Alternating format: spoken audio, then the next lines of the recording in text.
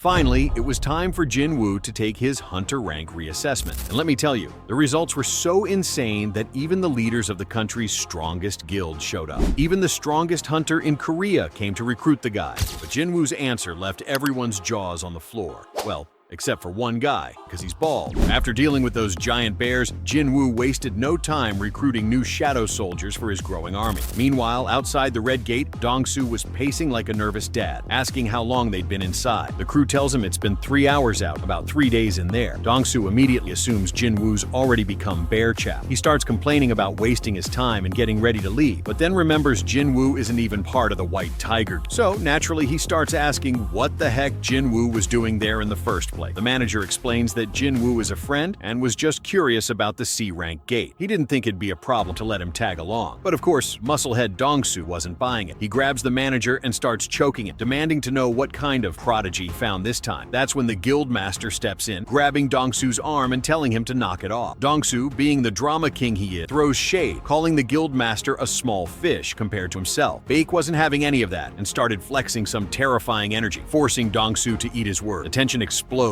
Meanwhile, poor Kim Chul is out in the snow, freezing and clearly traumatized. He stumbles across the corpses of the ice bear and assumes it must have been the ice elves because there's no way those weaklings from the rank E could have pulled that off. Back at the showdown, Jinchul steps in before anyone ends up in the hospital. He thanks the two hotheads for holding back because, let's be real, otherwise he'd be the one getting sent to the ER. Jinchul mentions testing JINWOO's abilities 2 months ago and confirms he's just an E rank. He also insists that magical beasts killed Dong-soo's brother, but Dong-soo isn't buying, calling it a bedtime store fool. He admits he's just looking for an excuse to kill JINWOO. Meanwhile, Kim Chul finally stumbles across the rank E. He's shocked to see them living it up, food and gear, while he's out here losing his whole team to poor resource. He starts flipping out, accusing them of hiding all that stuff from it. In the middle of his meltdown, Kim Chul decides the high-ranking mage must have joined JINWOO's group because they had better survival resources. Furious, he's ready to wipe them all out, but JINWOO shows up and casually flicks him across the area like a rag. JINWOO calmly explains that if anyone's to blame for the mess, it's the leader who decided to split the team. To make things worse, Kim Chul had unknowingly brought trouble straight to their doorstep. Ice elves deactivate their stealth, and the bloodlust in the air is impossible to ignore. When the elf leader starts speaking, JINWOO surprises himself by suddenly understanding their monster language. Even he's like, wait, when did I learn this? The elf leader reveals one of his subordinates found JINWOO interesting, wanted a fight. But before the guy could even throw hands, JINWOO decapitated in an instant. The head landed 30 feet away before anyone knew what happened. JINWOO then moves in on the elf leader, who explains that a voice constantly orders them to kill humans. Strangely enough, that same voice doesn't command them to attack JINWOO, meaning he's not human. JINWOO starts piecing things together, realizing that becoming a player might have changed his status as a human. The elf leader tries to strike a deal, saying he'll spare JINWOO's life if he hands over the human. JINWOO obviously says nope. The leader, full of confidence, reminds JINWOO that they're outnumbered, but JINWOO shuts him up by summoning his shadow army, and suddenly, the odds look a lot less favorable for the elf. Chaos erupts as everyone goes into battle mode. While the elves try sniping at the escaping human, JINWOO pulls an action movie move, catching arrows mid-air and obliterating the attackers. JINWOO soon realizes that the elf leader, Baruka, way tougher than expected. Baruka pulls a disappearing dagger trick and nearly lands a fatal blow, but JINWOO dodges just in time. The elf lands a powerful kick to JINWOO's gut, but instead of flinching, JINWOO just grins like a maniac. Out of nowhere, JINWOO's shadow mages launch a massive fireball straight at Baruka. Meanwhile, Kim Chul finally picks himself up after that humiliating flick and charges at JINWOO right as Baruka does the same. Of course, JINWOO saw it coming a mile away and summoned Igor, who wasted no time planting a sword right into the rank A's gut. Even though the dude was a total jerk, he was still pretty strong, so JINWOO decided to recruit his shadow for the squad. He named him Iron, who wasted no time making himself a nuisance to Baruka. Meanwhile, the rest of the human group was huddled behind a tree, enjoying the show like it was premium cable. Park Hee-jin couldn't help but mutter that if raids were always this chaotic, she would have picked literally any other career. Baruka, the sneaky elf, laughed and said, "One sword's not enough to handle me, huh?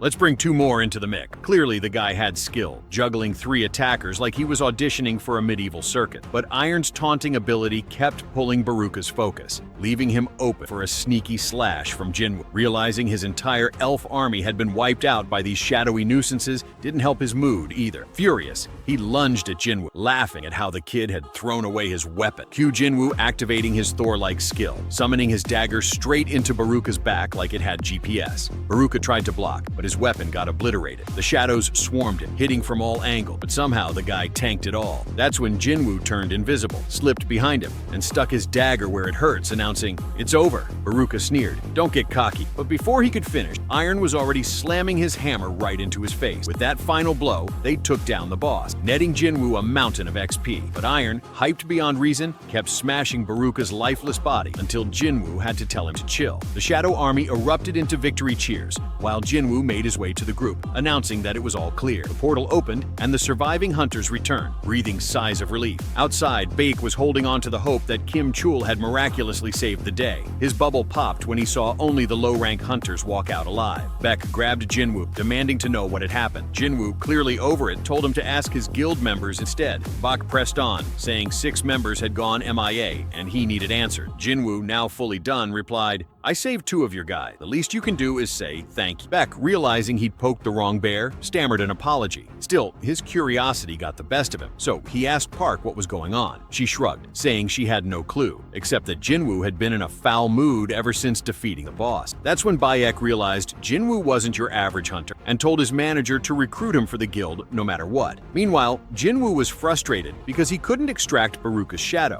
He tried 3 times, but the system basically told him, "Not today, but." The next day, JINWOO met up with Jin-Ho, who showed up dressed like a human disco ball. Before they got back to business, JINWOO decided to stop by Yi-Han's house. The moment she hopped in the car, she greeted JINWOO all sweet, leaving Jin-Ho absolutely stunned. And when she casually mentioned she couldn't sleep last night, Jin-Ho immediately got the wrong idea and stammered out, "You know she's underage, right?" Inside the raid, the little heir was shocked by the captain's new ability. He said he didn't remember the guy having a freaking army working for him last time, and it made everyone's job a whole lot easier. But Jin-Ho begged the boss to at least let him mine the crystals so he wouldn't feel completely useless. He got all emotional when a knight came over to bring him the minerals. Then we cut to a pitch-black room with some guy shaking like a leaf, terrified of a huge, long-haired dude telling him to stop screaming. The big guy said to calm down because his friends were just taking a nap. But the poor guys were American, and the big dude's English was terrible. So he pulled out a translator and explained he was just a human trying to go home. Meanwhile, the 2 guys headed to a steakhouse to celebrate since they'd finally finished all 19 raids in the contract. Now the little heir just needed to pass his test to become a certified guildmaster. After that,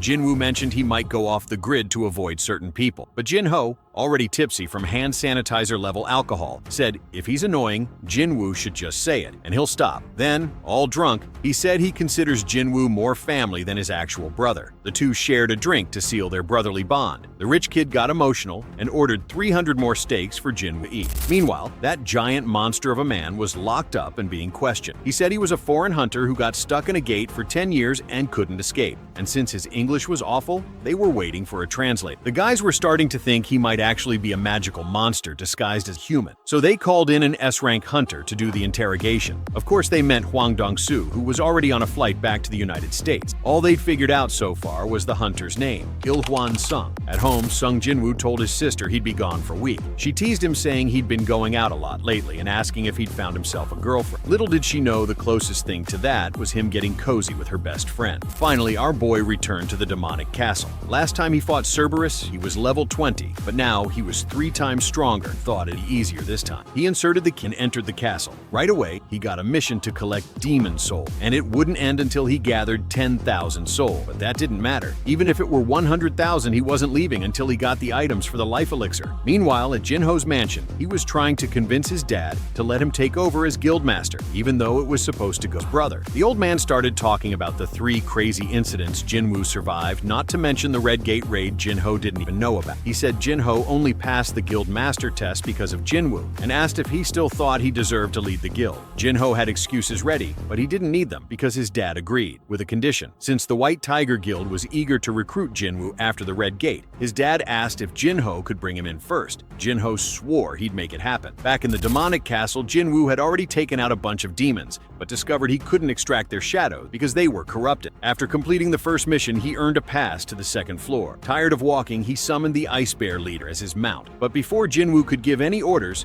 the Coca-Cola bear charged into the demons, trampling everyone. JINWOO named him Tank. Over at the White Tiger Guild, they had a pretty fancy area. Cha recalled asking Bayek why they were keeping the flying ant information secret. Baek explained it was an order from the association to avoid scaring the public. In the castle, JINWOO worried it might be an S-rank dungeon, but the demons seemed more like B-rank best. He noted that the demons increased in number and strength with each floor, which helped him level up faster. He started imagining how strong he'd become by the final floor, and knew he had to collect those 10,000 souls before running out of food. Then he ran into an army of Orc King Knights who could have used a diet plan. He summoned his army to face the first boss, Vulcan the Greedy, who was waiting on the 50th floor. Manager An and Park Hee-jin went to JINWOO's house to offer him a job, but JINWOO wasn't interested in a 9-to-5 and had already left town. The manager looked up JINWOO's record and saw he'd vanished downtown. No one knew where he went. By that time, JINWOO was explaining strategies to his soldier. He told them to handle the minions while he focused on the boss. The mages started strong with explosions, Igris cleaned up the weaklings, and JINWOO, now with higher intelligence, summoned even more shadow soldiers. He wondered how long that pastel lord would just sit there. As if on cue, the boss teleported and slammed his staff into the battlefield. JINWOO punched him hard, sending the big guy flying across the castle. Even JINWOO was surprised by his strength, but the boss got back up and activated buffs just like Cerberus did. JINWOO borrowed Iron's shield to block the boss's heavy strikes.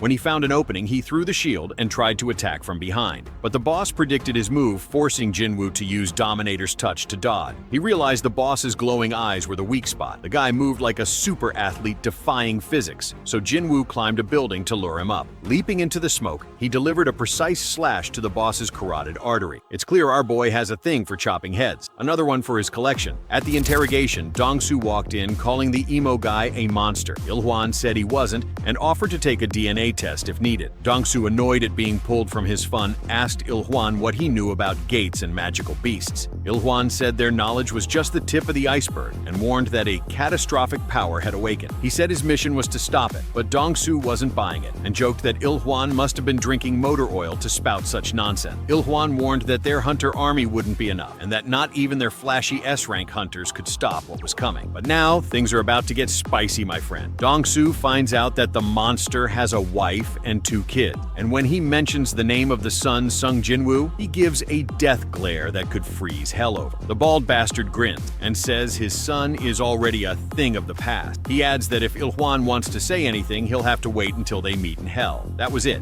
The dad was done playing around. Back in the demonic castle, JINWOO and his squad were wrecking the place. He asked if that horned boss was impressed by the strength of his soldiers. And once again, JINWOO chopped off the boss's lovely head, leveling up after defeating the soul guy. Outside, it was total chaos. The fire department had been called, and the scene looked like the aftermath of a disaster movie. No one expected a rank S hunter battle to end like this, with the almighty Hwang Dong-soo utterly humiliated in the blink of an eye. Mess with someone else's kid, huh, genius? JINWOO, out of food, decided it was time to call it a day. In just 1 week, the kid had climbed to the 75th floor of an S-rank dungeon, and he scored some sick loot like the giant's earrings and the skeleton's necklace, which boosted all his stats and came with insane buffs. He also got a greed orb, which wasn't much use to him but would double the firepower of his magical soldier. Then there was a cursed loot box containing another key. But of course, this cursed key came with zero explanation about where to use it. What mattered most was that he'd obtained a world tree fragment and spring water from the Echo Forest. Now he was just 1 item away from completing the life elixir to save his mom from that illness. JINWOO promised that next time he'd finish this dungeon for good. Our boy JINWOO realized he only needed 1 more item to complete the elixir of life. But to get it, he'd need to get way stronger before heading back to that demonic castle. The problem? He was still classified as a rank E and couldn't join the high-level raids. So he decided it was time to stop pretending to be weak and went to get his rank reassessed. At the assessment building, a scout from the White Tiger Guild was watching,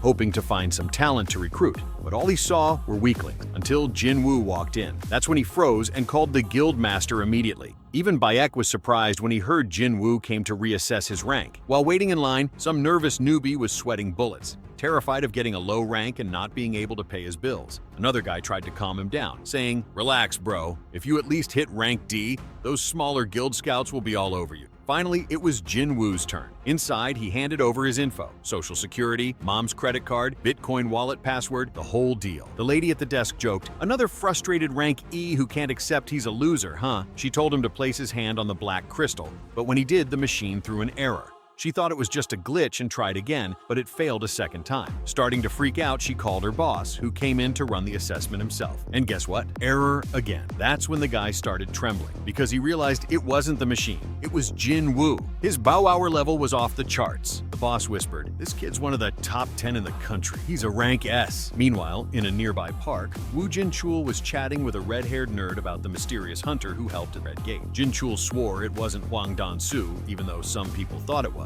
Choi, curious as ever, asked, "If it wasn't him, who was it?" But Redhead admitted he didn't stay till the end, so he couldn't say for sure. He did suspect Jinwoo, though, but decided to keep quiet until he had solid proof. Just then, they noticed a commotion at the assessment building. Sounded like some hunter was throwing a tantrum about their rank. Jin-chul decided to check it out, and Choi tagged along, saying he was curious too. Back at the building, the boss had to postpone Jinwoo's assessment because their detector couldn't handle his power. Everyone there was losing it because a delay like that basically screamed rank S. No one had ever seen someone break the detector before. Scouts from smaller guilds were already salivating over the chance to recruit him, but their excitement was cut short when someone unexpected arrived. It was the leader of the Hunters Guild, the biggest guild in South Korea. People were stunned, whispering, "Why is the Supreme Soldier himself here?" Jinwoo immediately recognized him as Choi Jong-in, a guy whose fire magic was so insane he could burn down the entire building in seconds. With a piercing gaze, Choi said there was no need for any fancy detectors or a 3-day wait. "Without a doubt," he declared, "this kid is a rank S." So, the guy waltzed in all polite, introduced himself as the leader of the biggest guild in the country, and personally invited Jinwoo to join his squad. But Jinwoo, he straight up walked past him, saying he was busy. Everyone, including Four Eyes, was left standing there with their jaws on the floor. I mean, who in their right mind would snub one of the top-tier guys in the country like that? Choi Jong-in asked his slick-haired assistant if he somehow forgot to introduce him properly. But by the time they looked again, Jinwoo had vanished into thin air without making a sound. Choi smirked and said he'd make a damn good assassin. Things got even crazier when Guildmaster Baek stormed completely out of breath. Choi noticed how far the White Tiger Guild headquarters was and joked, "Did you morph into a tiger to get here that fast?" Still, Baek arrived late to the party. Choi assumed Baek already knew everything from the start, and this confirmed his suspicion that Jinwoo was the mystery guy who saved White Tiger Guild during the Red Gate incident. Baek was equally shocked to see Choi there and grumbled, "Out of everyone to compete for the kid, it had to be that fiery-haired bastard." Meanwhile, in the background, some chubby dude was celebrating his rank C achievement. Later that night, Jinwoo visited his mom in the hospital, silently hoping for a miracle to wake her from her coma. He promised her, "Just hang on a little longer. I'll find a way to save you." Out of nowhere, Jin-chul showed up and asked if Jinwoo was the one who defeated those monsters in the double dungeon that day. Jin-chul admitted that Jinwoo had taught him not to always trust his gut instincts. Jinwoo casually replied, "We meet again," and Jin-chul started rambling a bunch of stuff that Jinwoo barely listened to. But he perked up when Jin-chul mentioned the president of the Hunters Association was here to see him. And stepping out of the shadows came none other than Vice Admiral Garp. Well, his long-lost twin. And seriously, if this guy isn't Garp's twin, I'll eat my hat. The old dude introduced himself as Go Gun-hee and invited Jinwoo for a chat. He congratulated him on becoming a rank S hunter and said there was no need to wait for the reassessment because everyone already knew the result. The old man admitted that the Hunters Association didn't have the fame or fat paychecks of big guild. He explained that their top guy, Director Woo, was only a rank A hunter. Still, he told Jinwoo it would be incredible if he joined the association and promised him a prestigious position. Jinwoo was confused, so the old man broke it down. The 5 biggest guilds were constantly competing, and if Jinwoo joined one of them, it'd tip the balance of power. That's why he was inviting him to join the association, a neutral 6th power that kept the balance in check. Jinwoo thought it was a solid offer. It sounded like job security. Plus, he'd work under Korea's first ever rank S hunter, a total legend who didn't even look like he was pushing 80. But Jinwoo still turned him down. The president figured Jinwoo just wanted the big buck, but he was surprised when Jinwoo said he wanted to fight. "My place is in the dungeon," Jinwoo declared. His resolve so strong it left the old man moved. Jinwoo excused himself, saying his little sister was home alone waiting. The old man sighed, canceled all his plans, and told Director Woo, "Let's hit the bar." On his way out, Jinwoo muttered that he didn't accept the offer because the association mostly handled rank D and E gates. He needed to get stronger, fast, to save his mom. No time to waste. The next day, Dong-soo woke up in the hospital, completely wrecked. The deputy guildmaster asked him if Il Hwan Sung was really actually a magic beast disguised as a human. Dong-soo scoffed, "Did that freak look human to you?" The deputy mentioned that HQ was tracking Il-hwan but doubted they could catch someone even America's strongest hunter couldn't handle. Dong-soo vividly remembered the guy stepping on him and warning, "Stay away from my family or you'll wish for death 1,000 times over." Fueled by rage, Dong-soo was already plotting his revenge. Meanwhile, JINWOO was browsing for artifacts to boost his power, but quickly realized they were so expensive he'd have to sell both kidneys to afford half of one. He considered selling that orb of greed he picked up, but worried about explaining how a supposed rank E hunter had something that could only come from high-level gates. Then, he saw a job ad hiring for a mining team and thought, well, maybe this could work. Over at the association building, the president was digging into more info about the kid. He found out that just 4 months ago, JINWOO looked like a total rookie. The guy was impressed that JINWOO had survived for so long before awakening, considering he used to get clapped by even the weakest goblins. Jinchul mentioned that the kid's been paying for his mom's eternal sleep treatment and his sister's college tuition. One record showed JINWOO even joined a raid team from the Hunters Guild. The old man assumed JINWOO was just after the money, as expected, but he was surprised to see JINWOO joined the mining team instead of the attack team, which is where the real cash is.